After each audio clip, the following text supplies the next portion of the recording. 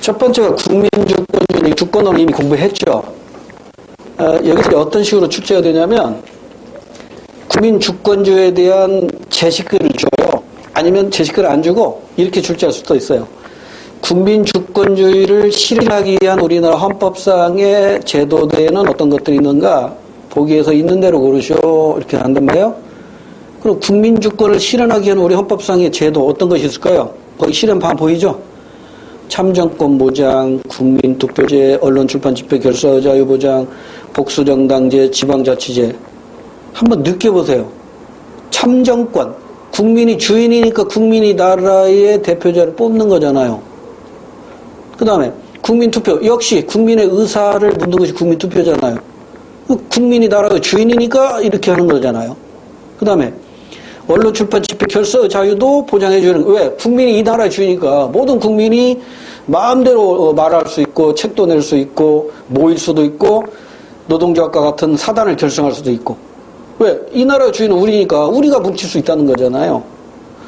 그 밖에 오늘날 민주주의는 정당 정치에 의해서 국민주권이 실현되거든요. 그러니까 이 복수정당제도도 국민주권을 실현하기 위한 방안이죠. 그 밖에 이제 지방자치제. 이 나라의 주인은 국민이듯이 한 지역의 주인은 그 지역 주민이란 말이에요. 이런 것들도 다 국민주권 실현과 관계 있는 것들이라고요. 그래서 여기서 출제가 되고 있고 된다면 우리 헌법의 기본 원리를 실현하기 위한 방안의 출제 포인트가 있어요. 그러면 자유민주주의도 마찬가지예요. 그 헌법 규정을 줄 거라고요.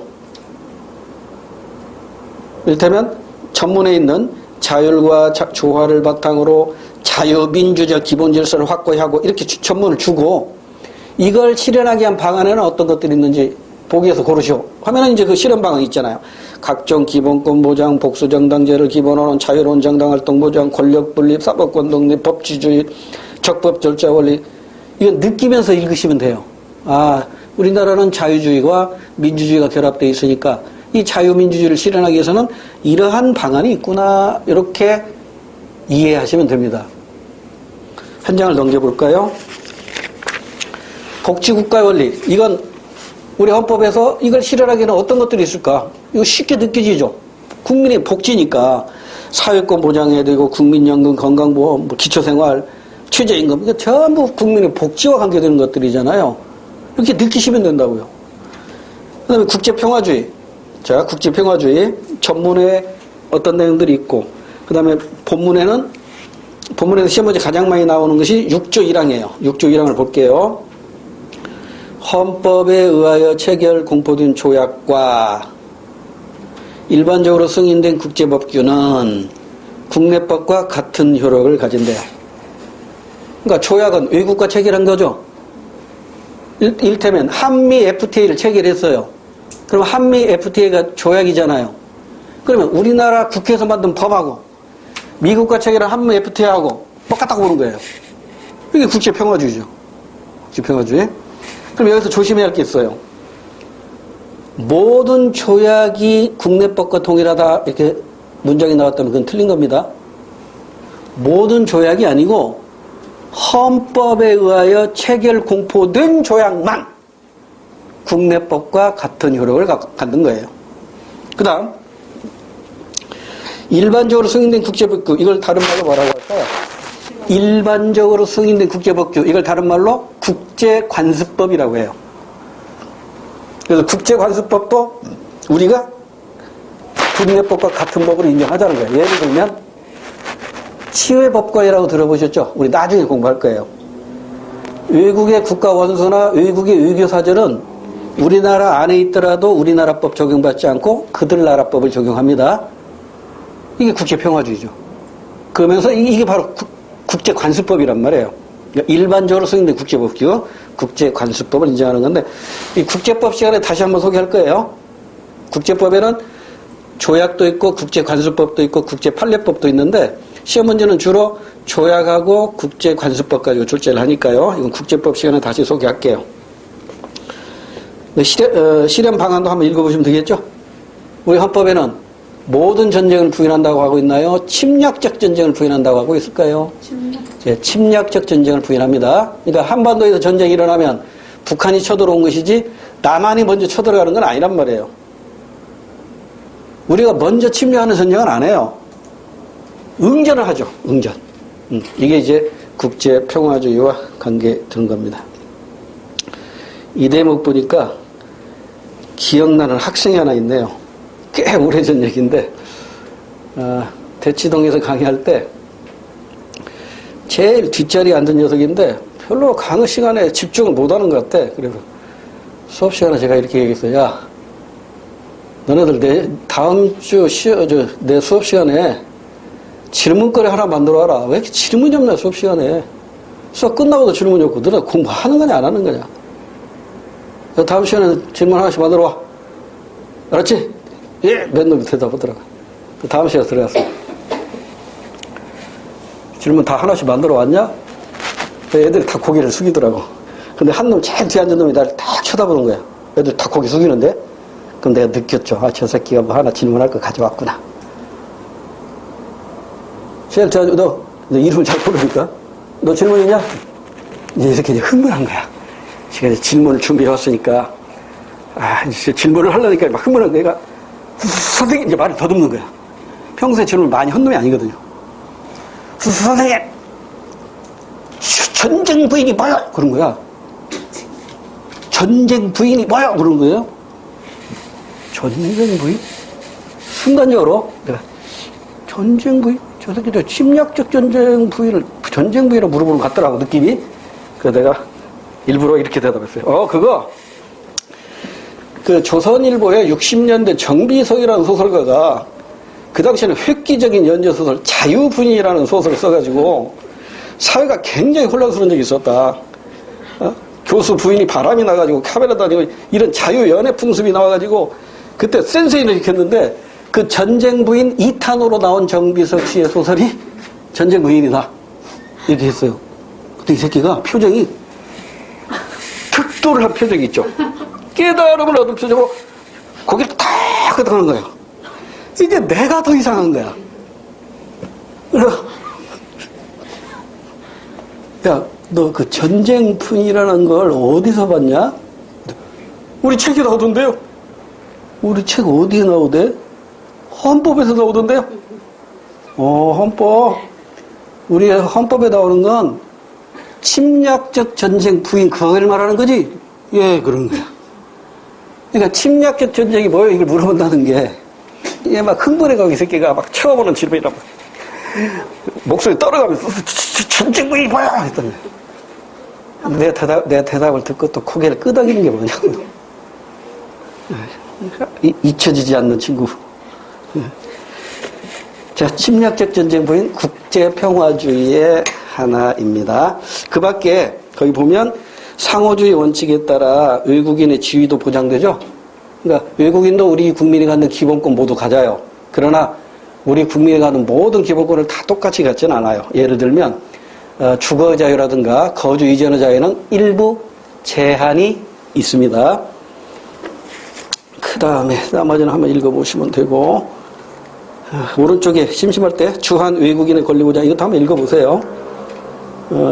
외국인의 법칙지 나머지도 한번 읽어나 보세요. 뒤에 가면 또 언급이 될 테니까요. 한 장을 넘길게요. 문화국가주의와 평화통일의 지향 이것도 그 출제는 많이 안 됩니다. 이 부분은 주로 앞부분에서 출제가 되는데 출제가 된다면 실현 방안 정도만 보시면 돼요. 실현 방안. 근데 거의 출제가 안 되고 있다 정도로 알아두시고요. 그 다음에 넘어갈게요. 넘어가면 이제 기본권 보장과 제한이 나와 있죠. 이 중에 이제 한 문제 나올 수가 있고 또 하나는 통치 조직과 작용 가지고 한 문제 나올 수 있어요. 자, 먼저 기본권에 의해서 기본권 사상에서 천부인권 사상 보이죠? 근데 이미 우리는 천부인권 사상 공부한 적이 있단 말이에요. 시민혁명의 뿌리였죠. 이 천부인권 사상을 다른 말로는 자연법 사상이라고도 했죠. 이것과 비교할 것이 실정권 또는 실정법 사상이었죠. 그럼 천부인권 사상에 의해서 인정되는 기본권 4가지 기억나십니까? 인간으로서의 존엄과 가치권, 행복 추구권, 자유권, 평등권. 이 네 가지는 천부 인권 사상에 의해서 인정된 권리니까 절대적이고 초국가적이고 헌법에 없더라도 당연히 보장되는 포괄적 기본권이다. 분명히 메모했어요. 복습해 보시고요. 그 다음에 그 입헌주의 사상. 입헌주의는 근대 국가에서 등장하죠. 헌법에 의해서 기본권을 보장하는 거예요. 그래서 근대 입헌 사상하고 현대 입헌 사상이 다르죠.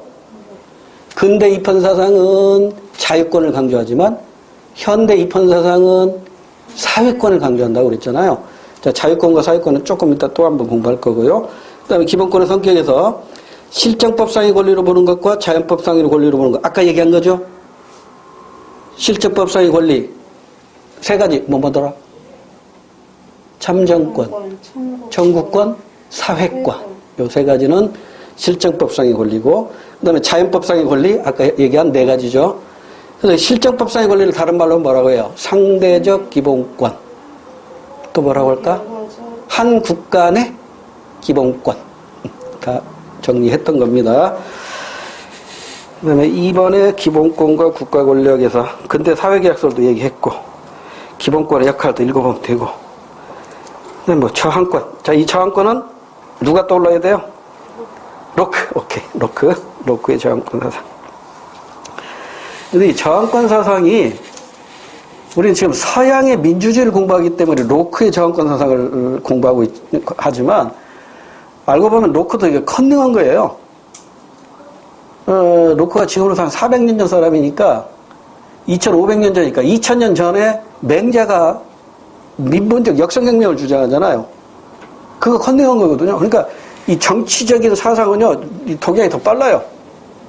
2500년 전에 이미 맹자가 군주가 백성을 왕도 정치로 다스리지 않고 패도 정치로 다스릴 때 군주를 죽여도 그것을 왕을 죽였다고 할 수는 없다는 거예요. 짐승을 죽였다고 본다는 거예요. 이게 바로 민본적 역성혁명론입니다. 그래서 이걸 실체로 옮기는 사람이 이성계잖아요. 고려라는 왕조를 무너뜨리고 조선이라는 왕조를 세웠잖아요. 이게 역성혁명이거든요. 이게 바로 저항권이거든요. 저항권. 그러니까 맹자의 민본적 역성혁명 사상과 2100년 뒤에 로크의 저항권 사상은 같은 맥락이에요. 그 정도로 이해하시고요. 그 다음에 오른쪽 페이지 기본권 발달의 역사. 영국의 대헌장 마그나 카르타라고 하죠. 또는 권리청원. 여기에서 이제 국왕과의 타협으로 시민의 권리가 보장되기 시작했다 정도 알아두시고, 그 다음에 이제 천부인권에서 시작해가지고 참정권 전에 이제 자유권이 끼어들어야겠지. 그러니까 천부인권, 그 다음에 자유권, 그 다음에 참정권, 그 다음에 사회권. 이러한 순서로 발전하게 돼요.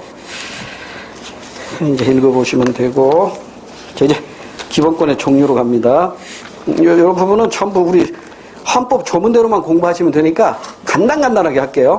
그리고 여러분이 조심해야 할 것만 조금 정리하고 마무리 짓도록 합시다. 자, 기본권의 가장 첫 번째, 우리 헌법 10조에 있는 거죠. 우리나라 헌법 130개 조항 중에서 한 조만으로 농축시킨 것이 바로 10조란 말이에요. 가장 중요하죠. 그게 바로 인간의 존엄과 가치 및 행복 추구권. 10조. 우리 책에 어디 없나? 제가 한번 써드린 적은 있는데 10조가 우리 책에 없나요? 제가 말로 해드릴게 한번 듣기만 해보세요.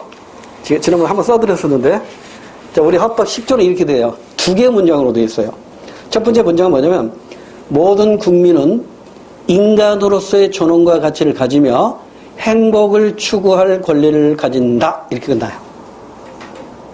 그 다음에 이제 두 번째 문장은, 국가는 개인이 가지는 불가침의 기본적 인권을 확인하고 이를 보장할 의무를 진다. 이렇게 끝나요. 그러니까 이게 우리나라 헌법의 가장 핵심적인 조항이다는 거 기억해 두시고요. 그래서 이제 우리 책의 내용으로 두 가지로 소개되어 있죠. 존엄과 가치 실현 및 행복 추구권. 이거 모두 절대적이면서 초국가적이면서 포괄적인 기본권이다. 이렇게 제가 구분해 드렸어요. 그다음 평등권. 근대 사회에서 근대 입헌주의 평등권하고 현대 복지국가의 평등권하고 의미가 다르다고 그랬죠. 같은 사람을 같이 대우하느냐, 다른 사람을 같이 대우하느냐. 자, 절대적인 평등이냐, 상대적인 평등이냐. 요거 있잖아요. 우리 책에 다 나와 있죠? 거기 나와 있네요. 의미, 상대적, 비례적 평등. 아리스토텔레스의 표현은 표현이 안 돼 있네. 이게 뭐죠? 같은 사람을 같이 대우하는 것이 바로 상대적, 비례적 평등이죠. 그런가 하면 이제 평균적 정의, 즉 다른 사람을 같이 대우하는 게 절대적이고 기계적이고 형식적인 평등이죠. 이게 다 공부했던 것들이니까. 그러니까 오늘날은 뭘 중시해요? 상대적 평등. 그러니까 근대 국가에서는 절대적 평등을 중시했지만 오늘날 현대 복지 국가에서는 상대적 평등을 중시합니다. 그 다음에 오른쪽에 기본권 발달, 자유, 참정, 사회권 순서로 발전한다는 거. 성격, 국가로부터, 국가에 의한. 헷갈리지 마시고 암기하셔야 됩니다. 그 다음에 합리적 차별, 불합리한 차별 구분할 줄 알면 돼요. 합리적 차별이 바로 뭐예요? 이게 실질적 평등을 실현하는 것이죠. 구분할 줄 알면 되고. 그 다음에 그 아래에 있는 것도 한번 읽어놔 보세요. 행복추구권. 우리나라에서 행복추구권의 혜택을 가장 많이 입은 사람이, 최초로 입은 사람이라고 할 수 있을까? 하리수죠, 하리수. 하리수가 우리나라 헌법 10조 행복추구권을 근거로 해가지고 성전환수술하고 최초로 주민등록 뒷번호를 1번에서 2번으로 바꿨어요. 그러니까 어떻게 보면 참 불쌍한 애죠.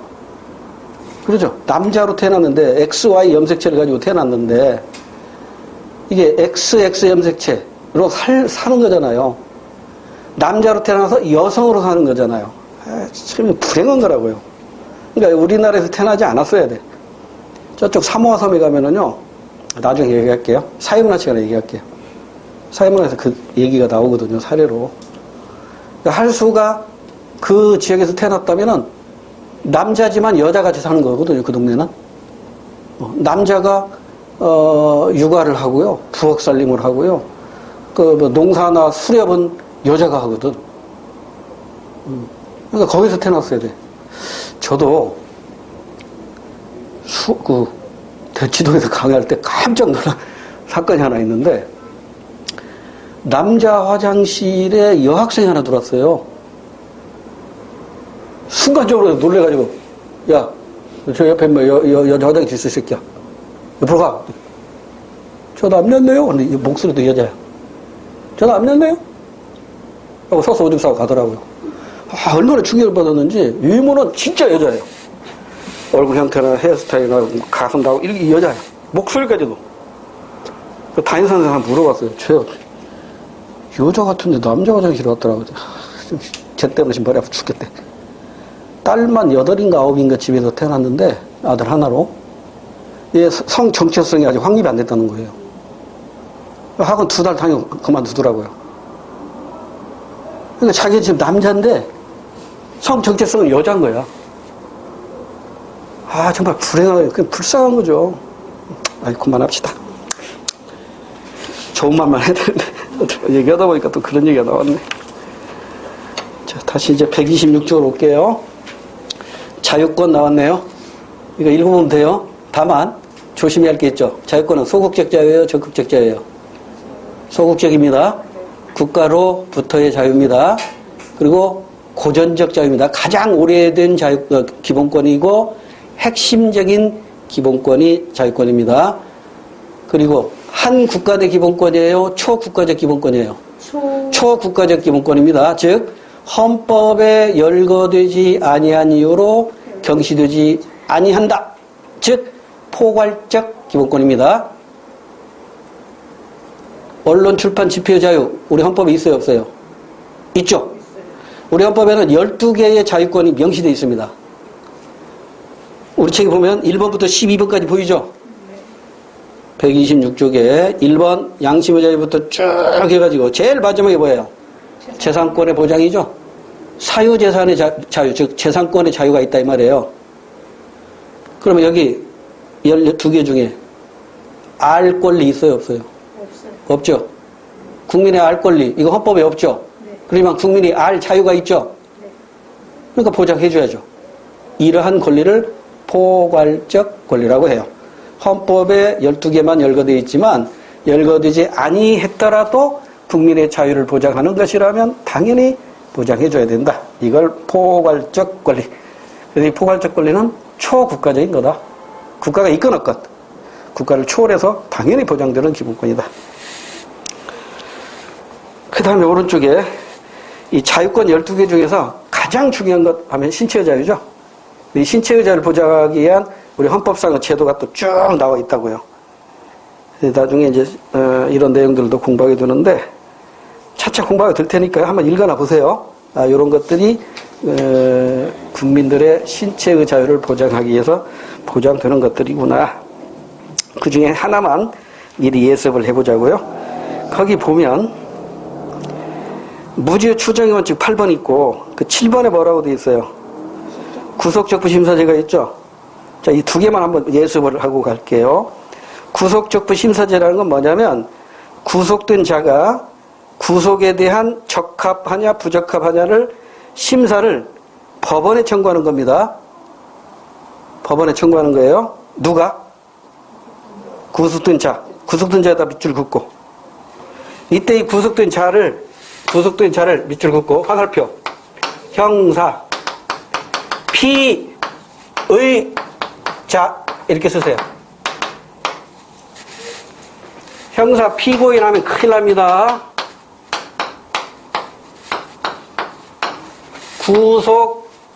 구속적부심사제도는 형사 피의자만이 청구할 수 있어요. 어디다 청구한다고요?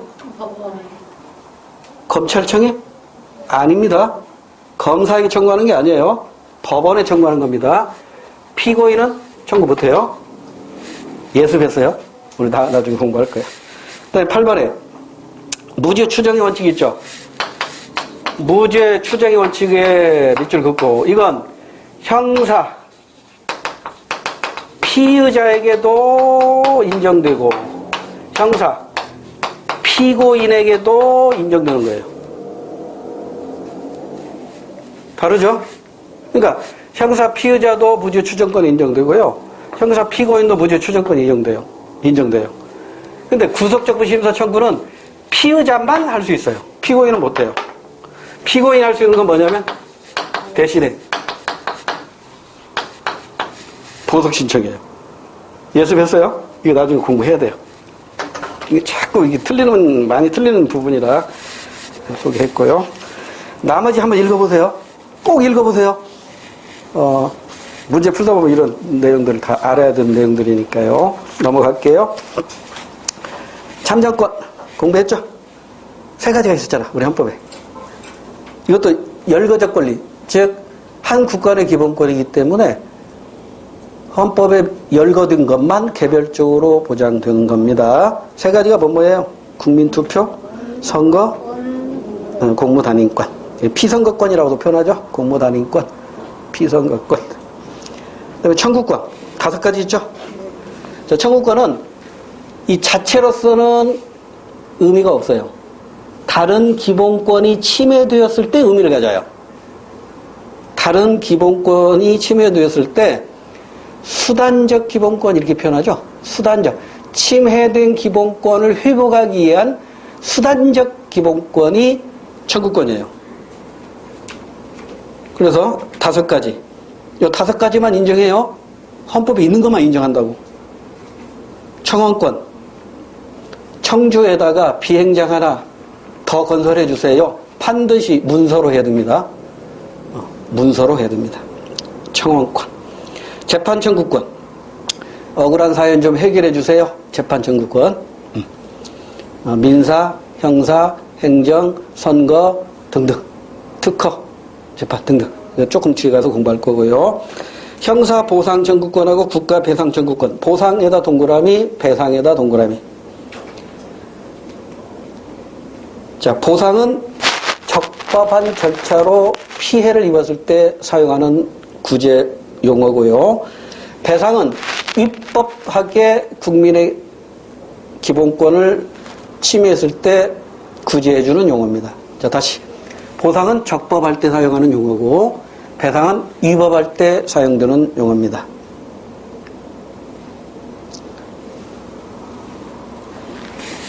자, 여기 어떤 사람이 범죄자로 의심이 되어서, 즉 형사 피의자로 구속이 됐어요. 구속해서 이제 재판을 받아요. 재판을 받아. 근데 재판을 받는 과정에서 재판 들어가기 전에 검사가 이렇게 할 수도 있겠죠. 이 사람 수사해보니까 범죄 혐의가 없어. 그래서 재판 받을 필요도 없어. 불기소 처벌을 내리는 경우가 있고, 재판에 들어가서 최종심, 즉 대법원이죠. 최종심에서 무죄가 선고될 수도 있잖아요. 그럼 이 사람 어때요? 저기 어디 무슨 삼례 무슨 구멍가게 주인 살해 사건이 발생해서 그 세 사람이 공동으로 이 살해했다 해가지고 징역 15년이 확정이 돼가지고 15년 타살로 나왔어요. 근데 진범이 잡혔어요. 그래서 대법원에서 재심 받아들여서 무죄가 나왔고, 그 다음에 구속돼가지고 수사를 받다 보니까 이 사람에게 혐의를 입증할 만한 증거가 없는 거야. 여러분, 형사재판소에서 반드시 2개 이상의 증거가 있어야만 처벌할 수 있습니다. 증거재판주의예요. 근데 이 사람 분명히 살인죄가 성립되는데 증거가 없는 거야. 그럼 불기소할 수밖에 없어요. 그러면 이 사람 억울하게 일단 구속됐잖아. 그러면 이 경우에 내가 억울하게 법 절차대로 내가 수사를 받고 재판을 받아서 무죄라는 게 입증됐잖아요. 그럼 국가를 상대로 하루에 얼마씩 계산해서 돈 내라 이거 할 수 있잖아요. 그래서 삼례 그 사람들은 1인당 10몇 억씩 받았더라고요. 15년 동안에 최저임금 계산해가지고 해보니까 10몇 억씩 돼. 국가에서 책임져야 되는 거죠. 이게 형사보상이에요. 형사보상. 이걸 청구해야만이 줍니다. 청구 안 하면 안 줘요. 모든 권리는 주장해서 찾는 것이지 가만히 있으면 사라집니다. 일정 기간이 지나면 소멸이 돼요. 그 다음에 이건 보상이고, 그 다음에 이제 국가 배상에 대해서 청구하는, 이거 국가 배상은 뭐냐면, 이게 대표적인 게 2가지가 있는데, 이거 나중에 공부할 거예요. 이를테면, 대표적인 하나만 예를 들게요. 어디야. 왕십리하고 강남하고 연결하는 성수대교가 오래전에 무너졌죠. 성수대교가 무너진 이유가 뭐냐? 이거 서울시에서 관리를 잘못한 거란 말이에요. 그렇죠? 공공영조물에 대한 설치 및 운영상의 하자로 인해서 성수대교가 무너졌다고. 그럼 누가 배상해야 돼요? 국가가 배상해야 돼요. 국가 배상 청구해야 돼요. 청구 안 하면 안 줘요. 국가 배상 청구권이라고. 좀 더 자세한 내용은 뒤에 진도 나가면서 설명드릴게요. 여기서 한꺼번에 다 얘기하면 너무 길어지니까요. 그 다음에 이제 마지막, 이게 이제 5공화국 때 신설된 건데, 범죄 피해자의 구조 청구권. 이건 뭐지? 범죄 가해자도 아니고 범죄 피해자입니다. 범죄 피해자. 하나 물어볼게요. 고속도로에 개가 돌았어요. 여러분이 운전자입니다. 개를 피하려다가 그만 중앙분리대를 들이받고 차가 전복됐어요. 다행히 많이 다치진 않았어요. 그렇지만 차가 반파가 됐어요. 이거 누구 책임입니까? 개 책임. 그럼 개를 사형시켜야겠네. 재판에 넘겨야겠네. 개 주인 책임일까요? 아닙니다. 국가 책임입니다. 한국도로공사 책임입니다. 왜?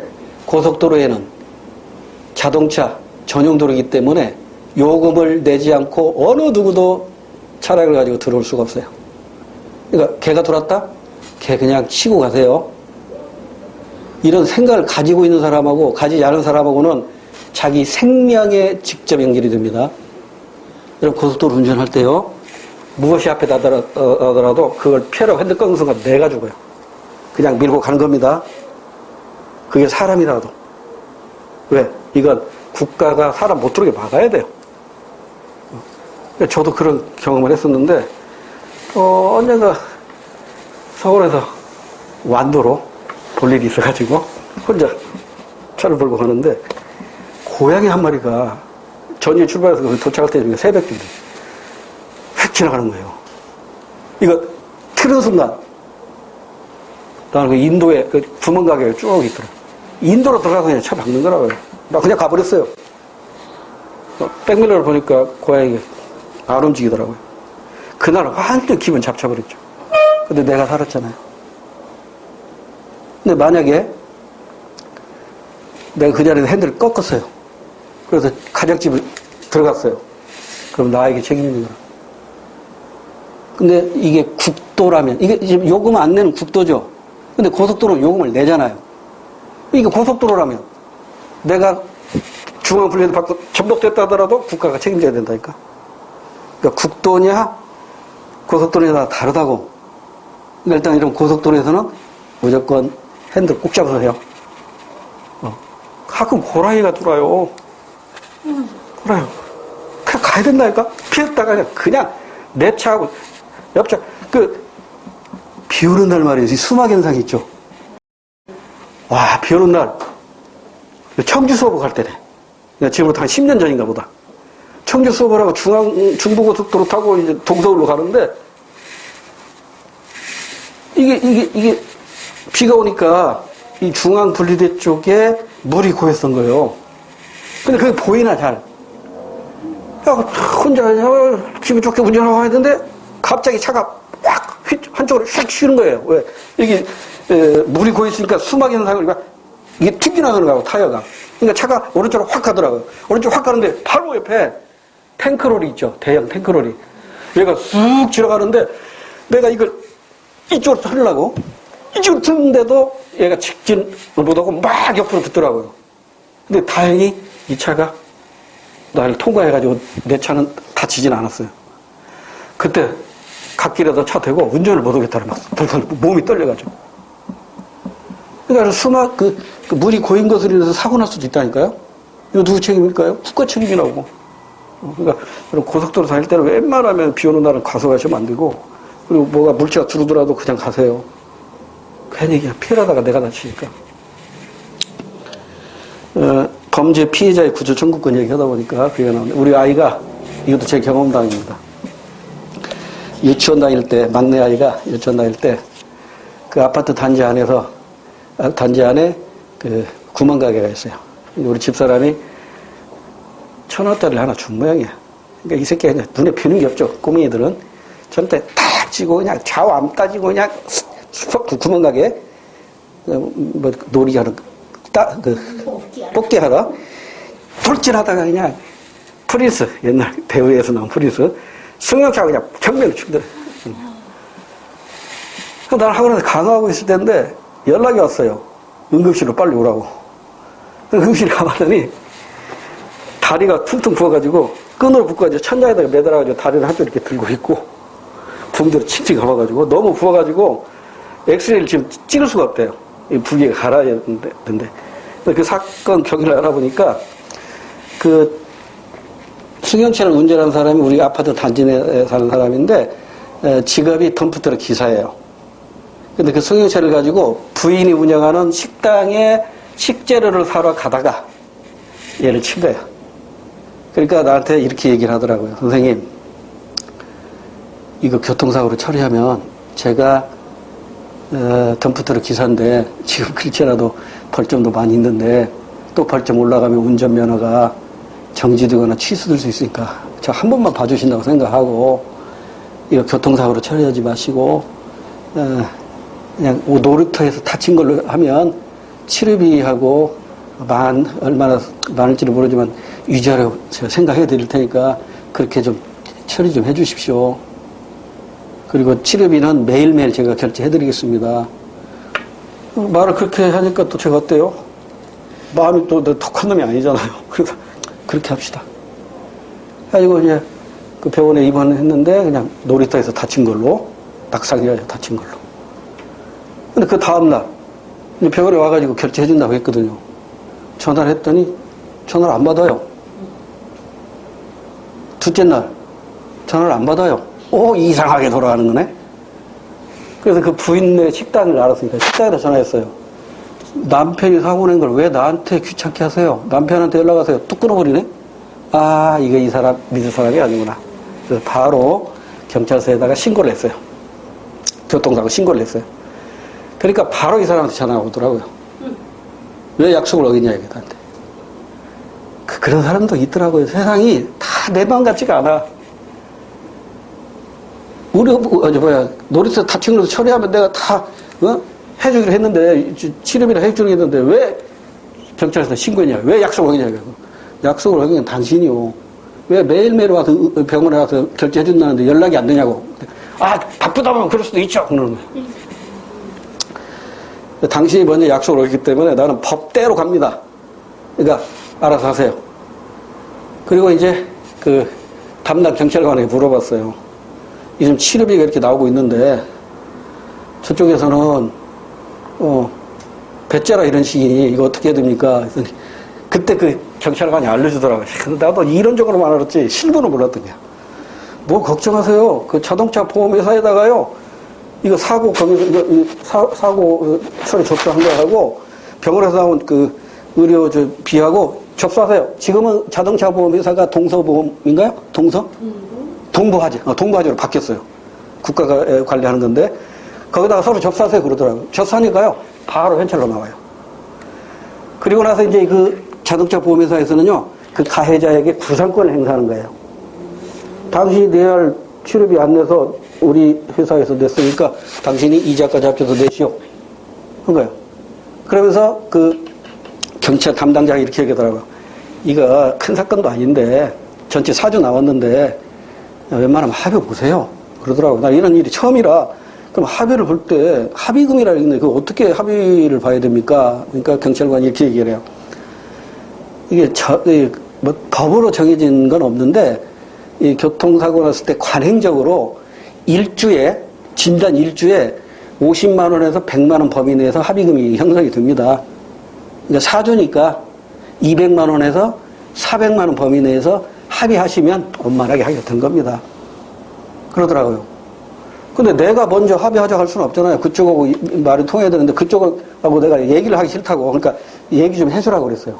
당시 경찰관이 가해자 얘기해가지고 빨리 합의 보라고 얘기 좀 해달라고 그랬어요. 그러니까 합의 보라고 가기를 한 모양이에요. 자기 합의 안 보면 손해가 많으니까 빨리 합의 보라고. 연락이 왔어요. 경찰에서 합의 보자고 하니까 우리 합의 봅시다. 나도 경찰관하고 통화했는데 뭐 50에서 100 주당 이렇게 합의 본다는데 내가 이걸로 돈 벌려고 하는 것도 아니니까 미니멈으로 갑시다. 주당 50으로 해서 200만 원으로 합의 봅시다. 그리고 후유작용이 생기면 그것까지는 당신이 책임져야 됩니다. 근데 이분이 뭐라고 하냐면 그럼 그렇게 합시다. 다만 제가 지금 당장 200만 원이 없으니까 조금만 기다릴 수 있냐요. 당장 200만 원이 없어서 치료비를 합의를 보던다면 나도 더 기다릴 수가 없다고. 가져오면 내가 합의해주고 안 가져오면 내가 합의 안 하겠다고. 했더니 그러면 잠깐만 기다려. 내일 통화하자요. 다음날 전화 왔어요. 지금 현찰이 없어서 제가 집 팔아서 나도 내가 합의할 테니까요. 조금만 기다려주세요. 집 팔릴 때까지 기다려요? 예, 그럼요. 이게 대화가 안 되는 사람이에요. 그래서 그 경찰관 찾아가서 얘기를 했어요. 이런 사람하고 합의가 되겠냐고. 그 사람 조회를 해보니까 이 사람이 그 차량이 무보험 차량이래요. 무보험 차량에다가 이 사람이 전과가 많대요. 이런 사고 전과가 많대요. 그래서 이 사람 형사법원 넘어가면 바로 금고나 징역형을 선고받을 가능성이 높다는 거야. 벌금뿐만 아니라. 그러니까 빨리 합의 봐야 되는데 이 사람 무슨 배짱인지 모르겠다고 선생님께서는 그렇게 걱정 안 해도 돼요. 뭐 치료비 다 나오는데 뭐가 걱정입니까? 그러더라고요. 그래서 그러면 원리 원칙대로 해버리셔. 그 검찰청으로 넘겨버리세요. 알았다고. 바로 넘겼어요. 그리고 이 사람 전화 안 받아버렸어요. 그러다가 한 몇 달 지나니까 경찰서에서 연락이 왔더라고요. 그 전에 막 나한테 무지개 연락 왔는데 안 받아봤으니까, 검찰로 넘어가고 법원에서 재판받아서 금고 1년 먹었대요. 금고 1년이니까 강제노동은 없어요. 1년 동안 교도소에서 도 닦다 나와야 돼요. 아마 도 닦고 나왔는지 모르겠네요. 그 후로 연락이 안 됐으니까. 대신 저는 다 받아냈어요. 치료비 이건 국가로부터 받았어요. 이게 바로 뭐예요? 범죄 피해자의 국가 구조 청구권이에요. 이게 80년에 우리 헌법에 신설됩니다. 그러니까 여러분도 뺑소니 교통사고 당했잖아요. 누가 책임져야 된다? 국가가 책임지는 거라니까요. 이게 형사 보상 국가 피해자의 국가 구조 청구권 제도입니다. 한번 읽어볼까요? 타인의 범죄 행위로 생명이나 신체에 피해를 당한 국민이 국가를 상대로 해서 그 구조를 청구할 수 있는 권리입니다. 청구 안 하면 안 줍니다. 권리 위에서 잠자는 자는 보호받을 수 없습니다. 자, 나머지는 이제 오른쪽 페이지는 이제 참고하시면 되고요. 잠깐 쉬었다가 사회권부터 하도록 할게요.